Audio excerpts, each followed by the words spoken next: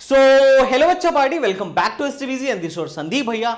Guys, JEE main 2025 के exam pattern में बदलाव किए गए हैं। ये बदलाव क्या है और इसका आपके ऊपर क्या इंपैक्ट पड़ने वाला है, इस वीडियो में हम चर्चा करने वाले हैं। साथ ही साथ मैं बता दूं, देखो भाई, लगभग मामला 60 नंबर का है और बहुत सारे लोगों के ऊपर जिनका ज्यादा सिलेबस कवर नहीं है, जो पार्शियल प्रिपरेशन में थे, भैया मेरा पूरा प्रिपेयर तो नहीं हो पाया, मैंने कुछ कुछ चैप्टर्स प्रिपेयर कर लिए हैं, उन पे बहुत ज़्यादा इसका इफेक्ट पड़ने वाला है। हाँ, जिनका बहुत अच्छे से प्रिपरेशन है, जो ऑलमोस्ट सारे सिलेबस को कवर कर चुके हैं, कहीं ना कहीं इस बात का उनकी रैंक बनने में, उनकी रैंक अच्छी बनने में इस चीज़ का बहुत हद तक फायदा मिलने वाला है। तो क्या ये बदलाव है, चलो हम देखते हैं। तो देखो, रिसेंटली एनटीए ने एक नोटिस जारी किया था। NTA national testing agency NTA.ac.in वाली वेबसाइट पर आप यहां जाके रीड मोर पर जाके क्या कर सकते हो, पढ़ सकते हो। इस नोटिस में इन लोगों ने इसी बदलाव के बारे में बात किया है कि इस बार क्या बदलाव रहेगा। अब इसको जब तुम पढ़ोगे तो एक चीज तो क्लियर होगा कि जो जो रिलायबिलिटी एनटीए ने बच्चों को कोविड के समय दी थी, धीरे धीरे करके अब हटाई जा रही हैं। अब देखो, लास्ट टाइम पे एडमिशन के लिए जो एलिजिबिलिटी क्राइटेरिया था 75% का वो लग गया था। उससे पहले कोविड के टाइम में इन लोगों ने क्या किया था, 75% एलिजिबिलिटी क्राइटेरिया को हटा दिया था। पिछले साल उस चीज को इन लोगों ने सुधार किया, उस रिलायबिलिटी को खत्म किया। फिर उसके बाद क्या हुआ, इसके बाद इस साल ये लोग क्या कर रहे हैं, सेक्शन बी में बदलाव कर रहे हैं। जो पेपर में हमारे दो सेक्शन थे, एक सेक्शन 1, एक सेक्शन 2। अब सेक्शन 1 में क्या था, एमसीक्यूज हुआ करते थे, और सेक्शन जो बी हुआ करता, सेक्शन बी हमारा जो था, उसमें न्यूमेरिकल टाइप के क्वेश्चंस होते थे, जिसमें हमें न्यूमेरिकल वैल्यू क्या करनी होती थी, टाइप करनी होती थी। उसमें इन लोगों ने बदलाव किया है। अब देखो, हुआ क्या था, 2019 में पहली बार परसेंटाइल वाली सिस्टम आई थी। 2020 में पहले हमारा जो पेपर हुआ करता था, 2019 और उससे पहले जेईई मेन 360 नंबर का हुआ करता था। 2020 में इन लोगों ने क्या किया, जेईई मेन को 300 नंबर का कर दिया और बोला कि अब 90 क्वेश्चन नहीं आएंगे। पहले 90 ओवरऑल 90 क्वेश्चन आते थे। 2020 में इन लोगों ने क्या किया, 75 क्वेश्चन कर दिया और बोला कि भैया आपके 75 में से हर एक सब्जेक्ट का 25 सवाल आएगा, और उस 25 में से सेक्शन ए में 20 सवाल डाल दिया, जिसको एमसीक्यू अपन लोग बोलते हैं, एक आंसर करेक्ट होता है, और बाकी 5 सवाल न्यूमेरिकल वैल्यू टाइप के होंगे। इन लोगों ने 2020 में सिस्टम लेके आए थे और इन्होंने बोला था कि इस पे निगेटिव मार्किंग होगी और इसमें निगेटिव मार्किंग नहीं होगी। ये सिस्टम इनका 2020 में था। फिर उसके बाद कोविड का टाइम आ गया। कोविड के टाइम में इन लोगों ने रिलायबिलिटी कर दी। इन्होंने बोला कि नहीं भैया, 75 नहीं, हम 90 सवाल देंगे। और 90 सवाल देने का मतलब यह है, अब 2021 से आगे, 2020 से आगे 21, 22 और 23 और 24 सेम पैटर्न पर रहा। 21, 22, 23 और 24 सेम पैटर्न पर रहा। तो इनका ये कहना था कि भैया हम क्या करने वाले हैं कि 90 ही सवाल देंगे, जिसमें से हर सब्जेक्ट का 30 सवाल होगा। एमसीक्यू जो है पहले की तरह 20 ही आएंगे, लेकिन हम न्यूमेरिकल, जो सेक्शन बी है, न्यूमेरिकल वाले पार्ट में हम आपको रिलायबिलिटी देंगे। हम 10 सवाल देंगे और 10 में से किसी 5 सवाल को आप कर दीजिए।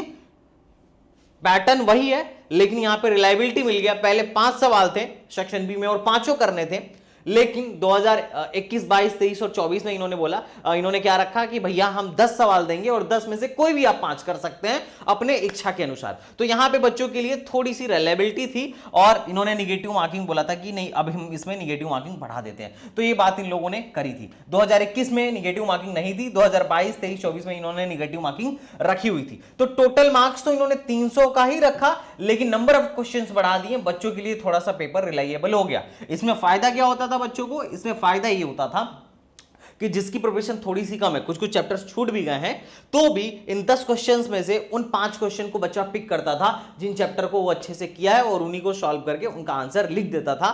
तो ओवरऑल ये फायदा बच्चों को रहता था। लेकिन अभी जो नोटिस आई है उसमें इन्होंने बोला है साफ साफ कि during the COVID pandemic, the NTA has implemented an option in section B to each subject of JEE Main examination, allowing candidate to attempt any 5 questions out of total 10 questions. This modification was introduced as the temporarily measured in फलाना ढिमकाना, मतलब all the things। इन्होंने इस बार बोला है कि ये जो reliability थी, या ये जो कोविड के टाइम में इनको ये रिलायबिलिटी दी गई थी, इसको हटाया जा रहा है और पेपर को क्या कर रहे हैं, ये अपने पुराने 2020 वाले पैटर्न पर लेके आ रहे हैं। जो इनका 2020 में पैटर्न था, ओरिजिनल पैटर्न था। इस इन लोगों का कहना है कि पेपर को हम फिर उसी पैटर्न पर कराने वाले हैं। इस बार हम पेपर को उसी पैटर्न पर कराने वाले हैं। चेंज है कि the examination structure would return to its original format, ये अपने ओरिजिनल फॉर्मेट में रिटर्न किया जाएगा। Section B contain only 5 questions per subject and candidate will required to attempt all 5 questions without any options for selection in JEE 2025। मतलब बात समझ में आ रहा है? इनका ये है कि भैया ये 2025 का जो होगा, 2025 का जो पेपर होगा सेम 2020 के पैटर्न पर होगा। टोटल क्वेश्चन अब हम 90 नहीं देंगे, टोटल क्वेश्चन हम 75 देंगे और हर एक सब्जेक्ट में आपको 25 क्वेश्चन देखने को मिलेगा और 25 में से 20 सवाल हम एमसीक्यू देंगे और 5 सवाल आपको न्यूमेरिकल टाइप देंगे और उसके बाद टोटल मार्क्स 300 का होगा 2025 में। और निगेटिव मार्किंग, तो अभी तो इन्होंने वैसे निगेटिव मार्किंग में क्लियर नहीं बोला है कि निगेटिव मार्किंग है या नहीं है, लेकिन चूंकि ये बोल रहे हैं कि हम अपने एग्जाम को 2025 के पैटर्न को 2022 के पैटर्न पर 2020 के पैटर्न पर लेके आ रहे हैं, तो जैसा कि 2020 के पैटर्न पर निगेटिव मार्किंग नहीं था, तो इस बार निगेटिव मार्किंग नहीं होगी इस वाले सेक्शन में। इस वाले सेक्शन में तो बिल्कुल निगेटिव मार्किंग होगी, -1 मार्क्स का निगेटिव मार्किंग होगा इस वाले सेक्शन में। बट ये जो 5 नंबर का सेक्शन है, जो सेक्शन बी है, उसमें निगेटिव मार्किंग नहीं होगी। तो एक बड़ा बदलाव था, जो 2020 में था वही पैटर्न 2025 में लेके आने वाले हैं। बाकी 21, 22, 23, 24 में जो पैटर्न था, ये वाला पैटर्न है जो 23 और 24 में हमको देखने को मिला। मोटा मोटी 90 ओवरऑल क्वेश्चन होते थे, जिसमें से हर सब्जेक्ट के 30 सवाल होते थे। 30 में 20 आपके एमसीक्यू होते थे जो मॉनिटरी होते हैं, हर एक क्वेश्चन करना था। बाकी 10 में से हमको ऑप्शन मिलता था कि किन्हीं 5 को आप कर लीजिए। अब ये चीज हटा दी गई है। अब इसका बच्चे सोच रहे हैं कि भैया इंपैक्ट क्या पड़ेगा, किनके ऊपर इंपैक्ट पड़ेगा। तो देखो इस पे इसका इंपैक्ट वैसे तो 2 लोगों पे सबसे ज्यादा पड़ेगा। पहला, जिन्होंने अपना सिलेबस पूरी तरीके से कंप्लीट नहीं किया है।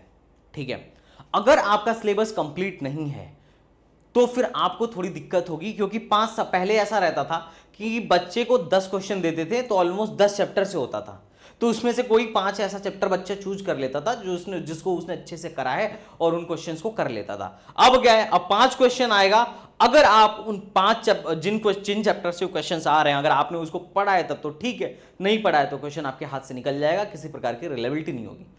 तो इस वजह से उनका नुकसान होगा जिन बच्चों की प्रिपरेशन पूरी नहीं है। अच्छा, फायदा किनको होगा? तो देखो वैसे तो मैं फायदा ही नहीं बोलूंगा कि बहुत फायदा होगा, लेकिन फिर भी रैंक में इसका फायदा देखने को मिलेगा। जिन बच्चों का प्रिपरेशन पूरी है, अगर ये सारे क्वेश्चंस बना लेते हैं तो इनको बहुत ज्यादा फायदा मिल जाएगा। क्योंकि पहले ऐसा होता था कि जो कम पढ़ा रहता था या फिर जो कुछ चैप्टर्स स्किप भी कर दिया रहता था, वो भी इन 5 क्वेश्चंस को जनरली बना लेता था। अब क्या है कि अब वही बनाएगा जिसने पूरा क्या कर रखा है, पढ़ रखा है।